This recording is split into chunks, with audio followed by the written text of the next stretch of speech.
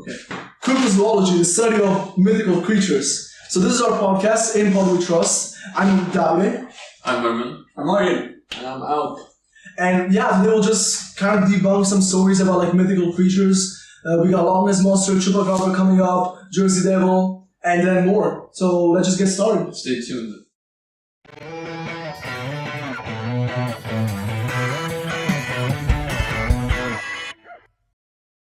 So first off, we have the Loch Ness Monster.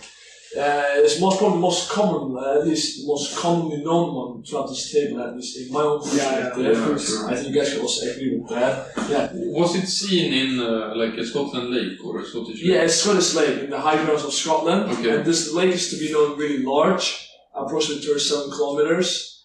It's also a freshwater lake, as all lakes are, and then it's really, really deep. So it's also known as the Nessie. There's a bunch of movies on it. Speaking of the Loch Ness Monster, like when I was a kid, like I love this movie Water Horse. Have you guys ever watched it? Water Horse was amazing. I just loved it. It's like this little kid. I've never seen it. It's like this kid in Scotland who finds a egg of a Loch Ness Monster, and then he gets bigger and bigger, and the government, wants it, like the military or something. I don't know. I think I watched it. You watched it? No, I think the thing is, like, with me, I remember some scenes and like few characteristics in the movie, but I can't remember the name. Can you put them together, maybe? When you put them together, then I get, oh shit, I've seen this movie. Wait, what? Yeah, I'm pretty sure. Water Horse. Well, the tale that at least I believe in, and I found from their website, well, it goes all the way back to the 6th century AD. Dude, no. I think I've seen this. Right in the movie! Oh yeah, I've seen this guy, yeah. Yeah, amazing. I love this movie. It's so nice. So apparently it's quite hilarious because this man was swimming in the sort of lake and then he suddenly got pulled in by a giant water When was beast. this again? 6th century AD. So after the birth of Christ. After the death. That's what Christ. got used. So You say like 80 after that. yeah. Why So is this? apparently this guy called. It was in the Saint Columbia's times, and then afterwards he was curious. This guy called Saint Columba. So he sent a bunch of guys to the river, and then apparently the monster rose again and chased them down. But then Saint Columba did the cross sign, and the monster stopped and backed off. It's kind of like an exorcism. Like cross sign. exactly. It's kind of weird. Yeah. And then afterwards, like between 1871 and 1934, it was mainly based on like people's was like betting that they saw the monster, but no real footage. Okay. And then, well, after 1934, the first photograph came out from this guy called Robert Kenneth Wilson. You can put this in. I'll put it in the video. So. But for you guys, Yeah, for you guys. You probably saw this photo before. I heard that it was like some sort of like a what's it? Sorry. Okay, so Hoax. wait. Yeah, it was a Yeah. but it was like a life belt. So there you go. God damn it, I forgot about it. This government science club, I think, they proved it wrong, and they said it was a hoax. Okay. But yeah, it left a big mark on how the monster might be seen. Yeah, wait, so is that like the neck of that? Yeah, at least how like people described it Okay. at times. Yeah. And after 1934 Smoke's photo, movies and so on started to become more famous on such a mythical creature. Yeah. So that's about what it was. So now the next points are more like on the monster's descriptions and appearances. So as I said, again, the first photo was in 1934, but it was a hoax photo. But it's still called the surgeon's photo, which is the first one. So a research that was carried on in the 2000s proved that the monster, if there was such a monster, it would have been around 50 meters in length. 15, 15. okay. Yeah. Is this a Loch Ness Monster? Yeah, that's some of the Loch Ness Monster. And afterwards, there have been other sites of the monster throughout the years. Okay. The latest picture, and this I found, was uploaded 2 years ago, which was this. Which is quite accurate because It actually looks very legit. Yes, indeed. Because so the photo you asked which year, it's around 2016. Okay. At least that's the news article, so but it might be a few months before, a few months later on.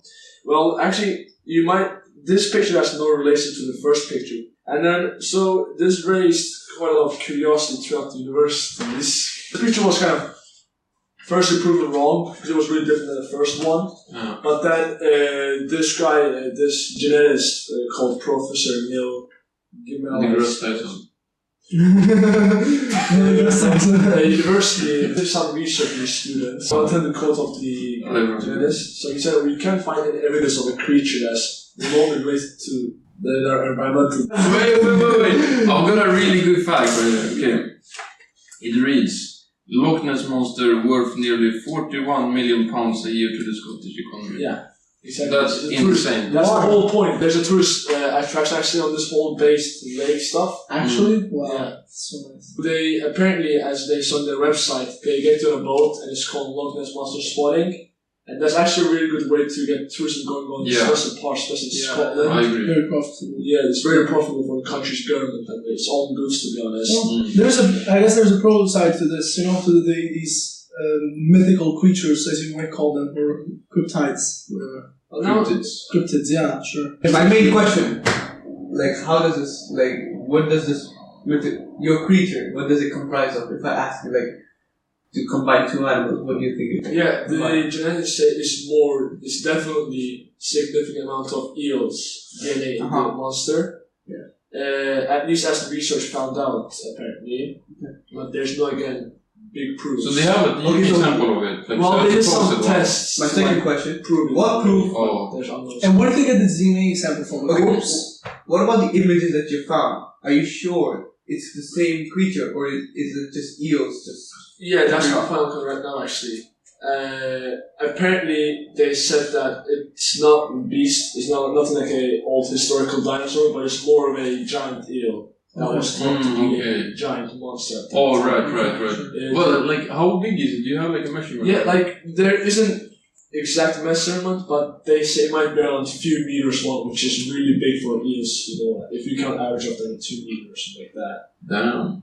And then apparently, as another experiment, so there was 3,000 similarities with this DNA, but I really have no idea what this DNA was, where this DNA was coming up from. Yeah. But I can guess that they might have got like a few different animal samples, matched them, and see what kind of outcome it makes in a way.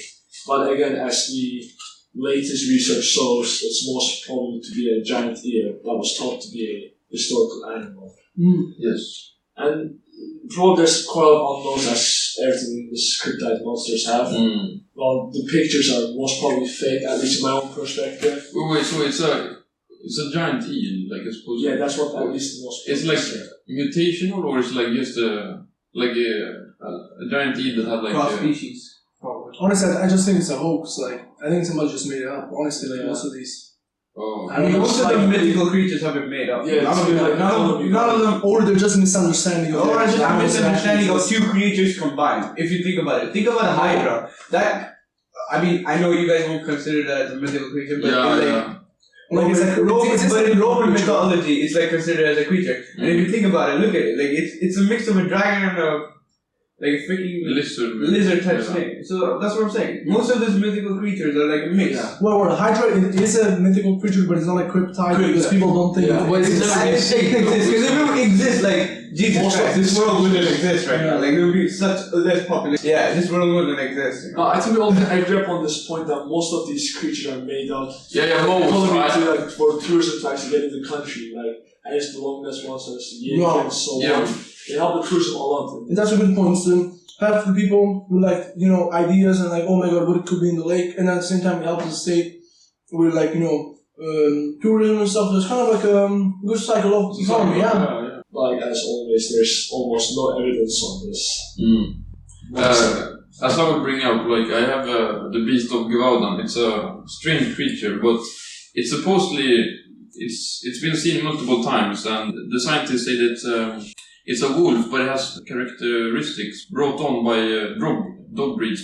I'll be talking about it soon, but it's like it supposedly existed long ago. But. So it's a dog breed that supposedly existed. No, it's a wolf, but it has some of the characteristics of a dog. Yeah. Well, that's what I said like last time, like two species from So but it existed. But is there any proof that it existed?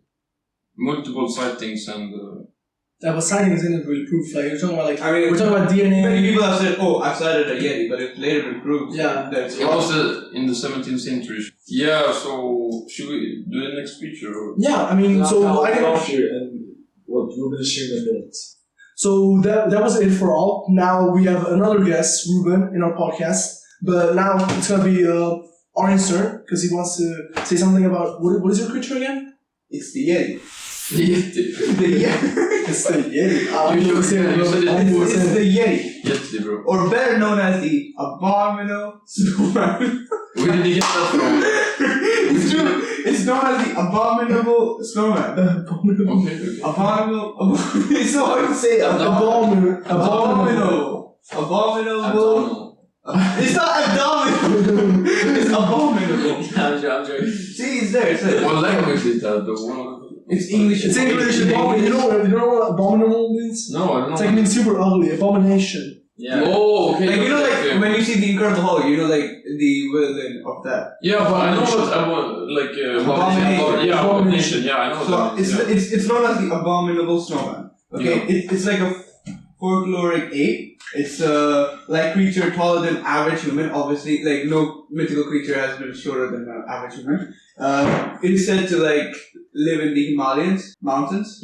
The names Yeti and Meta are commonly used by people indigenous to the region and are part of their history and mythology. So basically the stories of the Yeti first emerged as a facet of Western popular culture in the 19th century. I mean, I'm pretty sure you guys must have watched many movies in which you've seen a ape-like snowman creature. Wait, not Yeah, 19th century. Like not 19th century. Like that's no, 1800. it got popular in Western culture in the 19th century. It's been there for already, but it got popular in the 19th century. Like that's when people that's when people like started recognizing it as a creature, and it started like its first movie came out in 2008, I guess, when the Curse of the but dude, like, Snow Demon or something like that. Wait, I got it messed up. And then there's like a little kids movie coming, The Abominable Snowman. You guys can look at it. Is there a movie? Yeah, there's a movie for the kids. Oh, so something like that. Sounds really bad. Yeah, you see, Curse of the Snow Demon. I told you. Yeah, It's 2008. Right. And then you even have a kids version for like safer to show it's not a dangerous creature. It's I don't know when it's releasing, but it's known as the Abominable Snowman. Okay, when was it first seen though? Like there have been sightings. Like the U.S. government at one time had regulations on finding Yetis, but like the scientific community has generally regarded the Yeti as a legend, given its lack of evidence of its existence. Because it exists on the Himalayan mountains. It's snowy there. There are like many caves, which like people haven't really like searched every single cave, and due to lack of evidence, nobody's really told if it lives or not. Wait, you said the US put regulations? Yeah, the U.S. government. Regulations They had regulations that they had cited a Yeti, but it was proved that due to lack of evidence, they put regulations, but lack of evidence, it wasn't really accepted. Okay, fair enough. So basically, do you think like it's a species or it's like one? It's a huge ape. It's true. Okay, it's the coolest monkey in the jungle. It's a huge ape with like fur of like a white tiger. Yeah. And like it weighs a lot. It's buff, I would say. It's really like a buff man. You know, like a bodybuilder, but like really tall. Okay. So like, but it has to be a species. There can't be one specimen of a species. It has to be a species of itself. You know, maybe it's if it exists, it's hidden in the Himalayan mountains. Himalayan mountains. Right. But we talked about like the Loch Ness monster. That's not like that's only one, right? That's only one. That's true. Yeah. Well, then again, there could be many more. If let's say it exists, which trust me. So it's a mystery. It's a mystery that nobody has really figured out. Yeah. Okay. So it's like said that the Yeti leaves tracks in snow, but it's also said to. What kind of tracks? Like the feet? Or obviously, the foot tracks. Everyone leaves tracks. Not all creatures. Creatures that fly. I mean, look at one owl creature. A Loch Ness monster. Exactly. Did that leave tracks? Oh my god, you're talking about Himalayas. It's not water. It's like I see you, Himalayas. Okay, so what do you want me to say? Oh, it leaves no tracks, but it leaves tracks. Okay, yeah, it obviously leaves tracks. Its tracks are bigger than the normal human feet. Good. There you go. Yeah. Its tracks are normally bigger than the human feet. It's also said to dwell below the Himalayan snowline, so it's not too high atop of the Himalayan mountain, but somewhere in the mid range. Okay. Despite dozens of expeditions into the remote mountain regions of Russia, China, and Nepal, the existence of Yeti still remains unproven. It's not proven if it exists or not. So now I'm gonna go into like describing the creature. So the Yeti is said to be muscular. It's covered with dark, grayish, red. Dark? You said white before. Yeah, no, but there's different kinds. Like, It's a dark one. It's dark white. So, but the thing is, people have portrayed it that way in movies and like pictures of that. So I can show you the picture of how it's portrayed. So here's the picture of the Yeti that most people have. It looks a lot more buff than Hollywood. Yeah, but it's more hairy though. It's more hairy, but that's the point. That like the hair covers its muscle, but it's said to be muscular. So it's covered with dark grayish or reddish brown hair, and it weighs about between 200 and 400 pounds. So it weighs really heavy. It's really heavy. Okay. And it's relatively short compared to North America's Bigfoot, averaging about 6 feet in height. So it's not that tall, but it's like it's below 6 feet. Yeah, how much is 6 feet? Is about like 183. 182.88. Something like yeah, that. that's good. 183. That's Roughly. Yeah. It's about an average like human height. Yeah, exactly. No, like Average is like 5.9. Yeah, average is 500. Yeah, well, if you talk about we're there, average, we're yeah. there. We're there. Yeah, we're So I mean, average. even though it's like Well, below average, like a great height, yeah, it's still pretty muscular and it's pretty dangerous. because of its weight. Yeah. Yes. Okay. What about any? Have there been any attacks ever that you found? Like No, there's really a lack of evidence regarding the Yeti. 'Cause Silence. nobody has seen it, or we have met a person who's actually faced it, person to person in the Okay. mountains. So Okay. there's only pictures online. there's always pictures online and portrays of how it looks. Okay. Well, so you only like rely on hikers and like scientists. Yes, basically we can Yeah. only rely on hikers or like technology that show evidence that okay, this is visual of the mountain, but right now there's no proof that the Yeti exists. Fun fact, you all know Alexander the Great, right? The Great.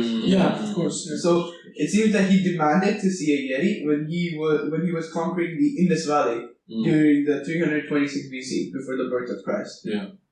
But according to local people, he was told that they cannot present him with one because the creature could not survive at that low altitude. And obviously, like, people at that time, the technology wasn't that good, and traveling all the way up to the mountain, finding a Yeti, bringing it all the way down, and then, I mean, it's not possible. It's, like, nobody knows it's alive or does it even exist. Yeah.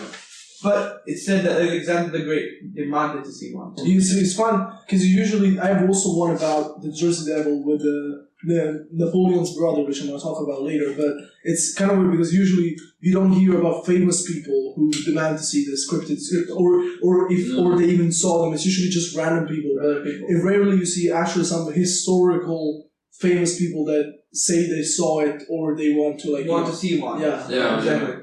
It's very rare that a famous person wants to meet any of these mythical creatures, even though knowing that there might be a chance of him not finding one. So, okay, it is said that the Yeti was a part of the pre-Buddhist belief of several Himalayan people.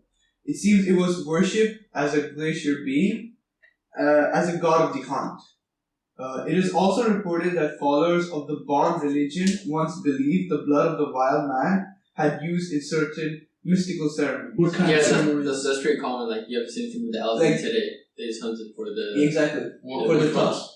For the elephant tusk. Yeah. Like, Oh, people right, always right. believe it has Like Chinese medicine and stuff. Yeah, it's like Yeah. medical Same with purposes. like the last year which documentary we watched in IMS, the shark fin. Yeah, Remember they right. were for shark fins to be such a delicacy in China. Right. Yeah. Exactly. So basically that, and then the being was depicted as an ape-like creature who carries a large stone as a weapon. So its weapon is a large stone. Due to its weight, it can carry it carries a large stone on its shoulders and makes a whistling swoosh sound. Wow. So if you ever hear one, you know the Yeti's around, boys. So good luck. Damn, dude. Like, they're wrong. I mean, Himalayas seem a pretty hostile place. I don't know if I like to visit it, but yeah. Yeah. Because it's like, It's you know, hostile though, like, I don't it's know, just a the certain- weather, isn't it like a very cold place? Yeah, exactly. And It's probably not many like tracks. I'm and Oh, probably yeah. like the snow, the amount of snow comes at least to like your foot, like Yeah. to your knee, I guess I would say. Yeah. Yeah, I absolutely. mean, here in Stockholm, we do have some occasionally snow like but that. then we have like people who clear out the We road. have, for us. and we're not in like 3,000 meters in height. Exactly. So Yeah. So there's no basically, most of the evidence for the Yeti comes from sightings and reports, like almost like the Bigfoot and the Loch Ness Mountain. Monster. Monster. There is a distant lack of hard proof for the Yeti's existence, though a few evidence have emerged over the years, but they have always ended up in a dead end leading nowhere. So, like the Bigfoot, a single body will prove that the Yetis exist, though no amount of evidence can prove they don't exist, because many people say the Yetis and the Bigfoot are pretty similar, but like they are. It's just that one is wide and one is wide, one is taller, and like the other one's more muscular and there's more. And for that reason alone, these creatures, real or not, will likely always be with us, but we can never tell the difference if they exist or not. Okay.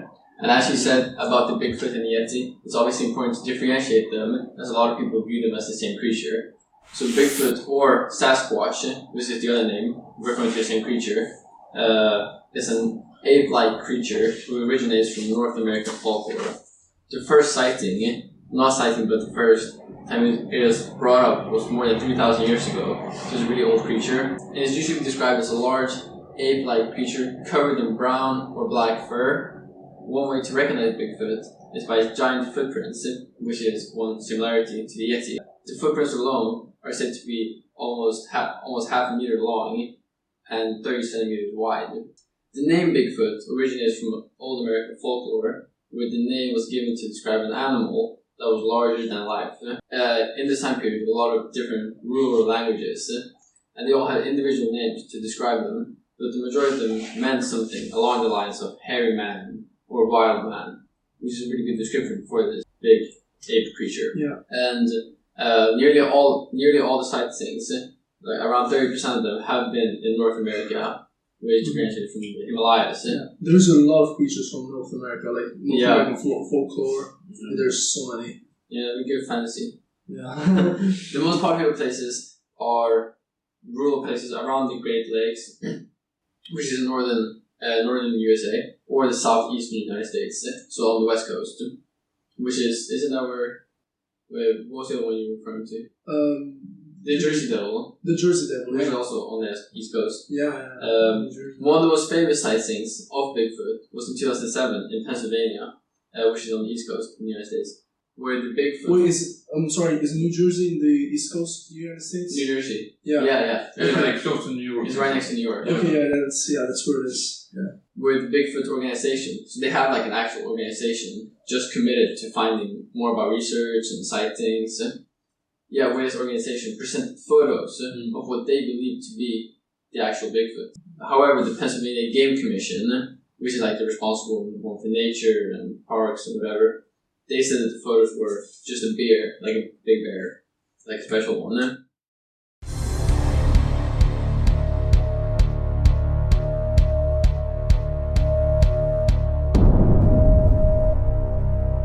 However, anthropologist Jeffrey Meldrum and Ohio scientist Jason Jarvis said that if you look at the limb proportions of the creature, they weren't bear-like, and described them more like a chimpanzee. Okay. Which means that it could have been an actual Bigfoot. They just said it looks like a bear.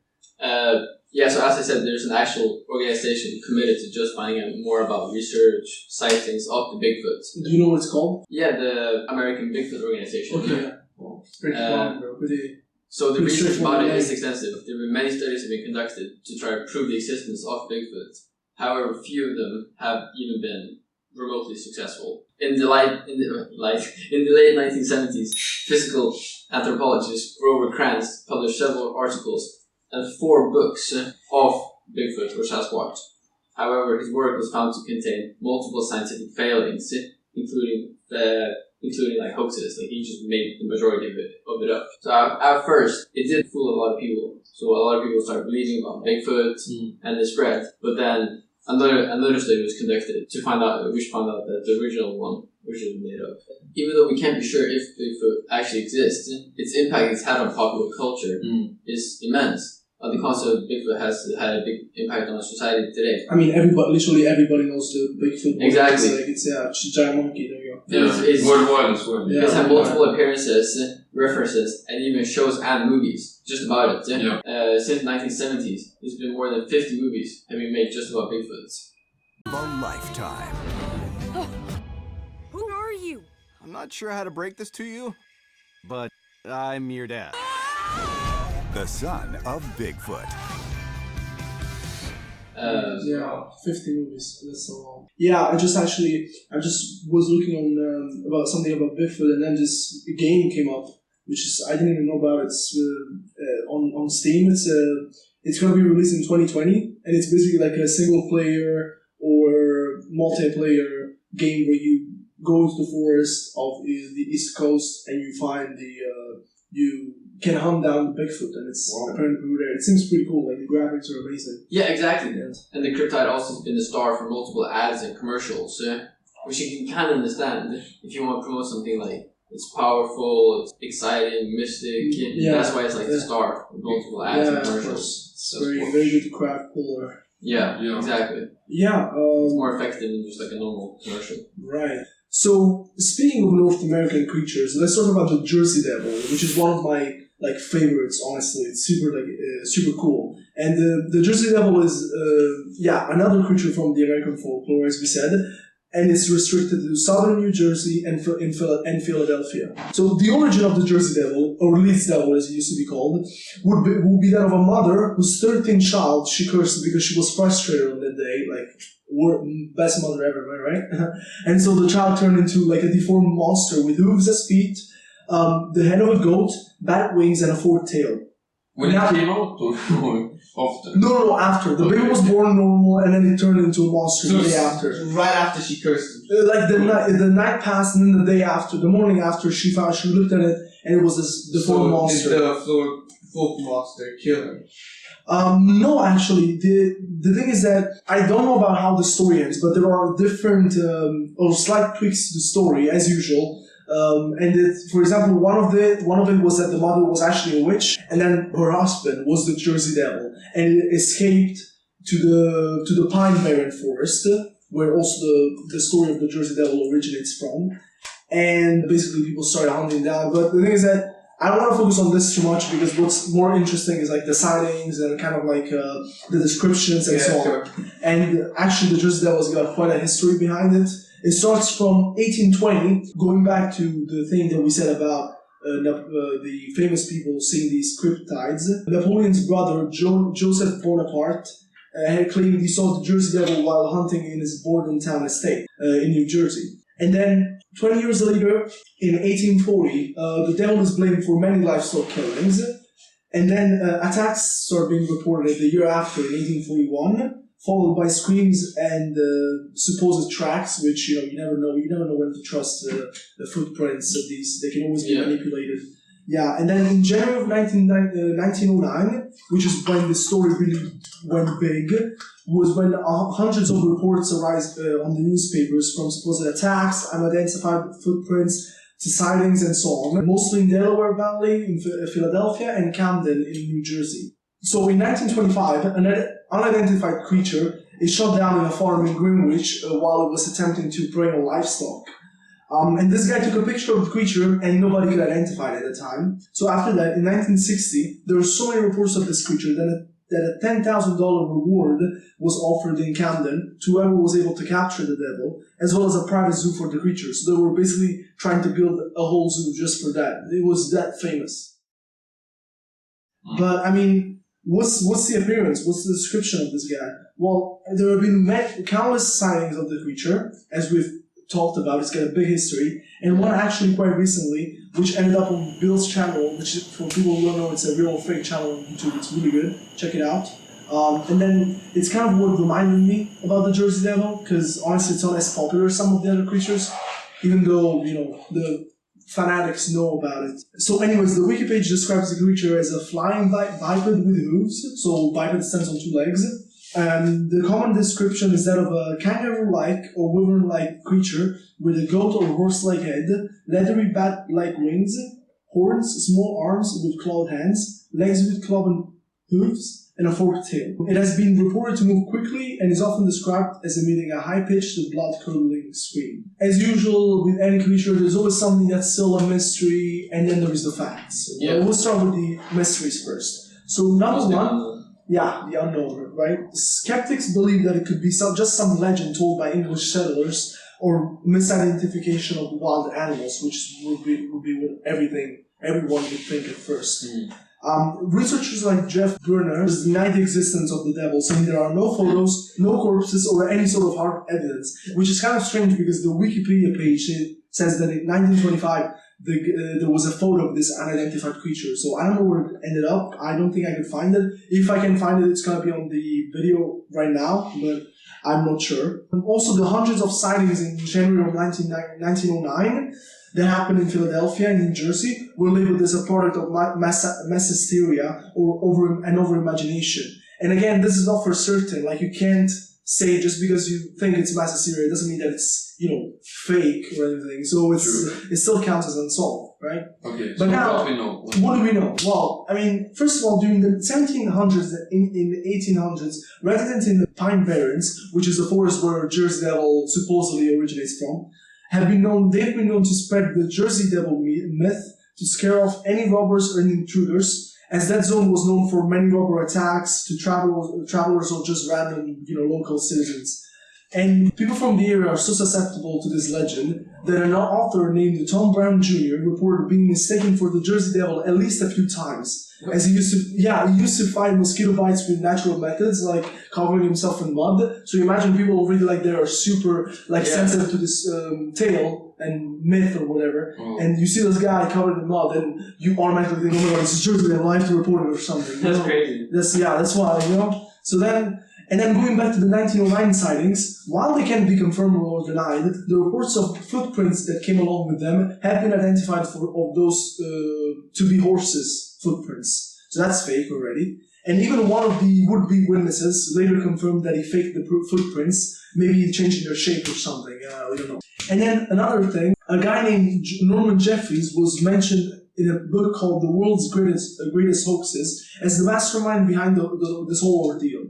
Apparently him, together with the Philadelphia's Ark Street Museum, came up with the idea of the Jersey Devil as a crowd puller for the museum. And this, of course, would benefit both parties, as Norman Jeffries was the publicist of the museum. He also planted fake stories in the 1909 newspapers, according to Wikipedia, which quote-unquote says that Jeffries, with his friend Jacob Hope, an animal trainer, purchased a kangaroo from a circus and attached artificial claws and bat wings onto it, and they declared to the public that he captured the mysterious devil and that it was displayed at the museum. And 20 years later, Jeffries admitted to doing it. So, my take, this is the first legitimate big fake of this whole episode so far. We had the Loch Ness Monster, the Yeti, and the Bigfoot, and those ones are kind of still left up in the air. Maybe there is more to it. Yeah. We don't know, but this one is fake.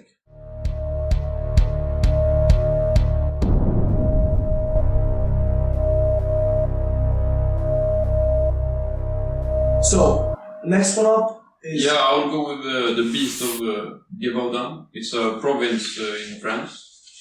And that's where it gets its name from. It's considered a man-eating animal because many attacks have happened, in different regions of France either. And by the victims of the attacks, they say it looks like a wolf, with the classical wolf features. And however, it was as big as a calf. So a very oversized wolf. Yeah, it is and it has a dog-like head, small ears, and a wide chest. It also has formidable teeth and a very big tail. So you could say it's a bigger wolf, but with other characteristics as well, And its fur was brown, but its back was streaked with black.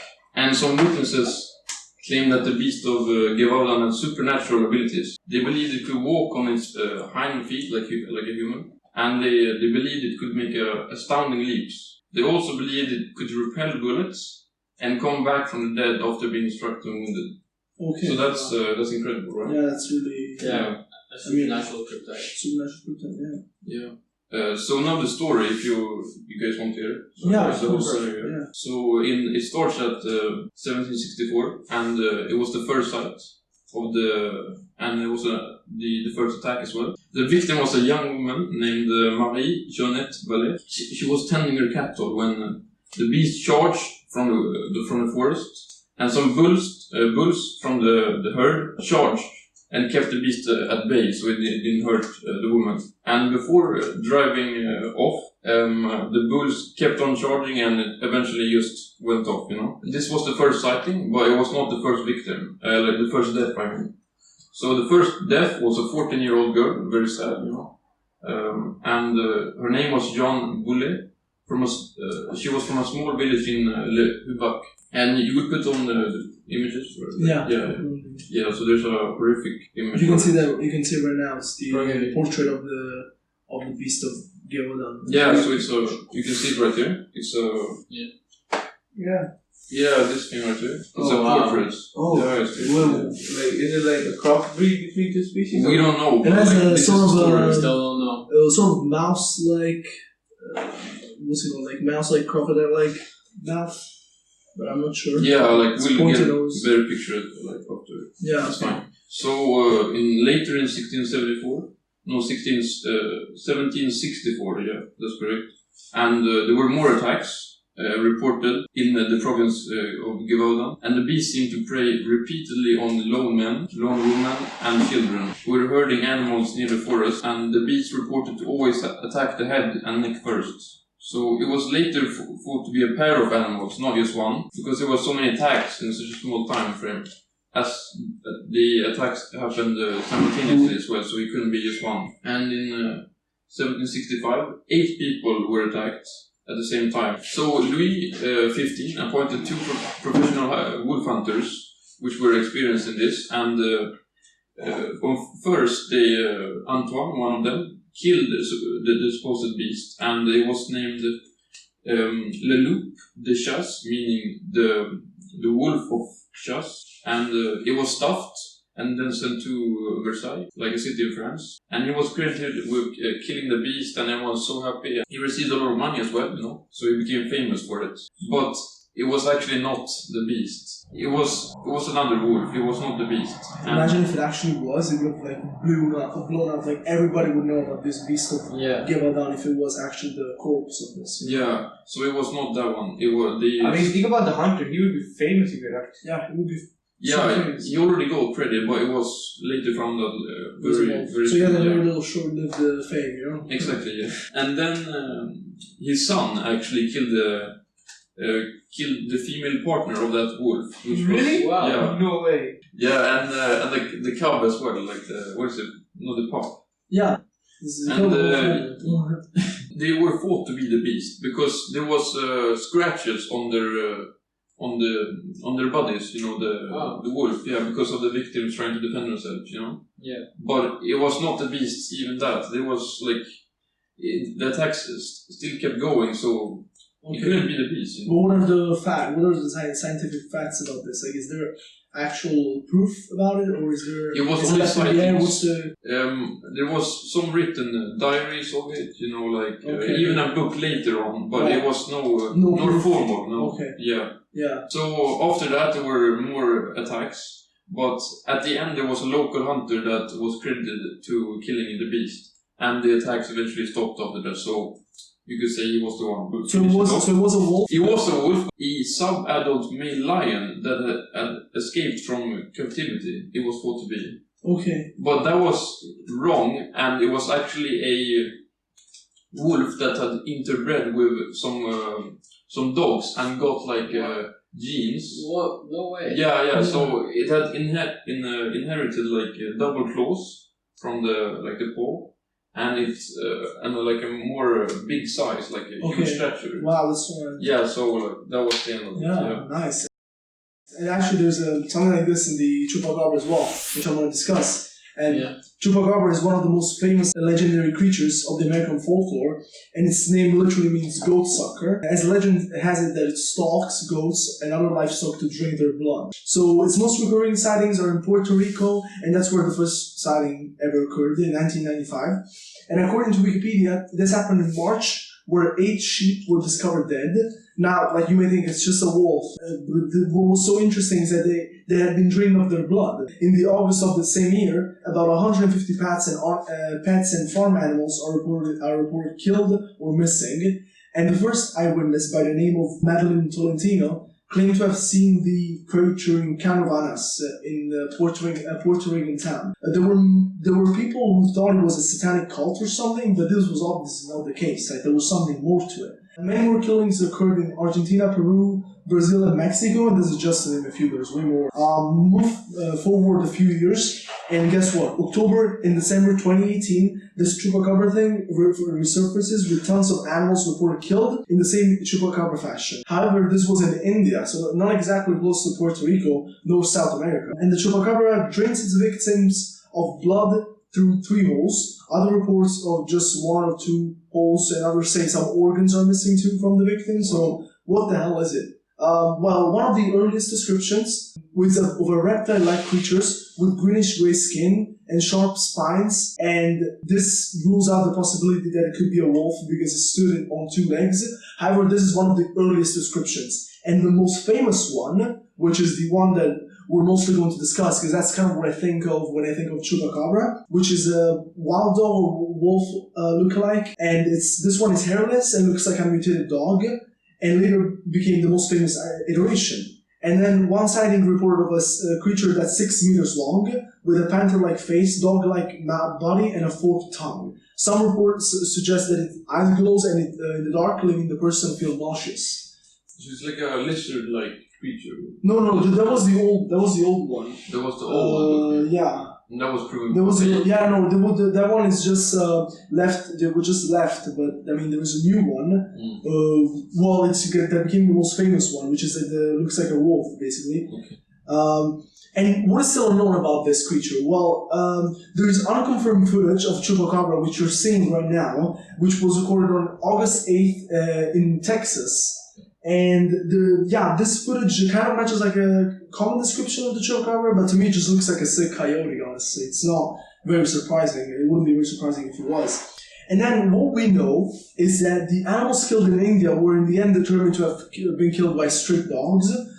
And then 2 local animal officers in Texas reported to have shot the chupacabra, and I imagine this was big news at the time. Scientists at the A&M University later found out it was a hybrid between a dog and a coyote with internal parasitic infections. It also had a skin disease, which explained the lack of hair. Now, a few bodies of supposed chupacabra were recovered in Texas again, and this other southwestern U.S. states. However, these were confirmed to be hairless dogs, coyotes, and even raccoons through DNA tests. This led scientist Benjamin Radford, who investigated chupacabra for 5 years in the early 2000s, and this guy also wrote a book about the creature called Tracking the Chupacabra. And he suspected that the people claim to be the infamous chupacabra is actually a dog affected by the condition called sarcoptic mange. And this is caused by the species of Mythes sarcoptis cabe, which attacks the skin in pretty gruesome ways. And apparently dogs affected by this sarcoptic mange are called mange dogs. And Alison Diesel of the Texas A&M University, specialized in animal infections, had this to say. The mange dog is typically very sparsely haired to near bald, with red or hyperpigmented black thickened skin. And then she says, the self-inflicted wounds from scratching in a hairless body, and you have yourself a chupacabra. So likely a mange dog was this chupacabra, honestly. She was hairless as well. Yeah, it's hairless. It's a hairless creature, so it's likely that it was just a dog or coyote infected with this sarcoptic mange. Benjamin Radford also said that the wounds inflicted to farm animals are likely from dogs or coyotes who are known to just kill farm animals but not eating them, which explains the corpse and how it's left just with bites on the neck. It's left dead, it's not been eaten. And so, thanks to pop culture things like Dracula and vampires, average people tend to believe if they find a body with 2 bite marks, they tend to think it's some creature that sucked the blood out of it. Likewise, blood-sucking animals, like for example vampire bats, look for blood that is easy to access and near the surface of the skin, which is not something found around the veins of your neck. Also, by the way, reports of drained animals were never checked through necropsy, which for people who don't know what it is, it's they dissect the animal after it's dead, so it's literally like autopsy on creatures and animals and stuff. Logical explanations by scientists also suggest that a creature described like chupacabra would starve to death if fed on blood. I mean, imagine just a wolf feeding just on blood. Like, it needs meat, protein, and this is because dog digestive system unlike vampire bats' digestive system, is not able to filter nutrients from the blood. Vampire bats are also small animals, and that's the reason why they can live off blood. Another reasonable explanation for the mysterious bloodless corpses, says Bill Schutt from the American Museum of Natural History in New York, is that when an animal dies, its heart and blood pressure stops, right? Well, he said the blood seeps to the lowest part of the body, and it coagulates and thickens. So it gathers up to one part of the body, and this process is called the lividity, and it gives the illusion that they have been drained out of blood. So imagine one of the farmers just opens up the body of the animal to see the cause of death, and what do you know? It sees no blood. Like it thinks, oh wow, this animal has been drained out of blood. Plus the bite marks on the neck. But actually the blood gathers in one part of the body. And coagulates. And thickens and becomes solid. Yeah. And so that's it, like case closed. The chupacabra does not exist, it's just a hairless dog. And I mean, is anyone really surprised though? Like these things like spread so fast on the internet, people over-imagine things that aren't actually there. And, you know, people that don't know how to explain things through science, they make some rational explanation in their head. Like, oh, it's just a blood-sucking wolf that, you know, if you look at it, it makes you like dizzy. You know, like they said before about the nausea that causes it, just it's all crap. Yeah. What do you guys think about like believing in these things? Yeah, it's out of that. No, now it's working again. I don't know when it was stopped. Wait, let me check. Okay, so what do you guys believe? Are they real or not? Honestly, I think they're just part of the overall imagination. Like and folklore. So people make up stories, you know, to have fun, like to tell at the bar. Yeah, and as I've said before, you know, it keeps the economy, so everybody gets advantage of it. True. It's So this was our cryptozoology talk. Yeah, I mean, if you guys are interested in more, maybe subscribe, drop us a like. That'd be awesome. Share the video. Share the video with friends. Exactly. Yeah, it's the first time podcast. Come on, be nice in the comment section. And is that too cringe? Yeah, I mean, we'll see you on a pod talk. Yeah. See ya. Cool.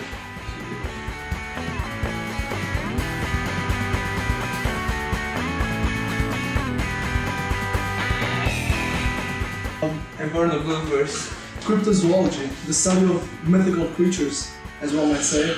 So why are you laughing? Oh my God! I see this. This is what it's gonna take. Wait, let me see if the camera is still recording. Just want to make sure. People from here are so susceptible. People from the area are so susceptible. Why can I say this? Susceptible. Yeah, like, susceptible. I had to know it through my... Oh my god, dude, this guy. This is the friend I have. This is the kind of friend I have, bro. The devil not let me hang out.